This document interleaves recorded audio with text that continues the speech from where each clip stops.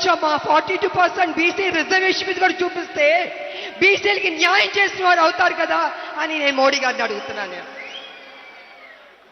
ఇది కాకుండా మళ్ళీ ఒక మెలిగి పెడుతున్నారు. ఏంటంటే పార్లమెంట్లోకి ఒకవేళ బీసీ బిల్లు 42% బీసీ బిల్లు తీసుకొచ్చి ఆమోదం పొందితే న్యాయపరమైన చిక్కులు వస్తాయని అంటున్నారు.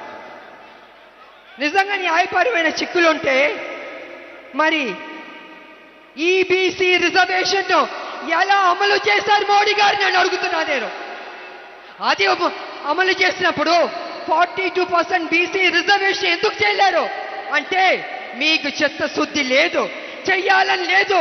మీరు బీసీ చెప్పుకుంటారు, ఇవాళ నడి రోడ్డున మీ హైదరాబాద్ కాదు ఢిల్లీలో మా బీసీలకి న్యాయం చేయడానికి గొంతెత్తి అరుస్తుంటే పట్టించుకోరా మోడీ గారు? మీరేం చేయదలుచుకున్నారు? మీరు బీసీలకి న్యాయం చేస్తారా లేదా అని ఇప్పుడు తెలిసిపోద్ది. బీసీలు అయ్యా మోడీ గారు మీరు ఏదైతే కుర్చీలో కూర్చున్నారో ఆ కుర్చీ తయారు చేసింది బీసీలే, ఆ కుర్చీలో నాయకులు కూర్చోబెట్టింది బీసీలే, కానీ వాళ్ళు బీసీలు అవమానిస్తున్నారు. దేవుడు గుళ్ళో దేవుడు ఉన్నాడే చెక్కబట్టిందే అది ఎవరు చేశారు? మన బీసీలు కాదా? అన్నం పెట్టే బీసీలకు అన్నం పెడతారా? ఆలోచించుకోండి మోడీ గారు.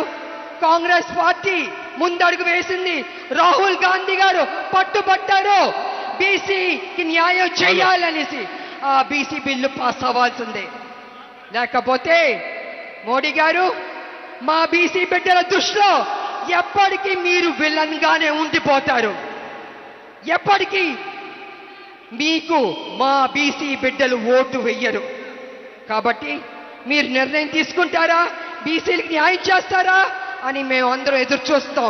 కాబట్టి ప్రజలారా విడిచిపడ్డొద్దు, ఈ అవకాశాన్ని మనం సాధిద్దాం. తెలంగాణ సాధించినట్టే బీసీ 42% రిజర్వేషన్ కూడా సాధిద్దామని తెలియజేసుకుంటూ జై కాంగ్రెస్. అందరూ గుండె మీద చేపెట్టుకుని జై తెలంగాణ, జై తెలంగాణ. ఎందుకు గట్టిగా చెప్పమంటానంటే సోనియా గాంధీ గారు ఇక్కడే ఉన్నారు. అమ్మ సోనియా అమ్మ మనకి తెలంగాణ ఇచ్చింది, ఆవిడ సంతోషిస్తుంది. కాబట్టి మన రాష్ట్రాన్ని మనం గౌరవం ఇవ్వాలి. గుండె మీద చేపెట్టుకుని జై తెలంగాణ, జై తెలంగాణ, జై కాంగ్రెస్. Thank you. మరొకసారి ప్రణతి షిండే గారు విల్ స్పీక్ నౌ ప్లీజ్.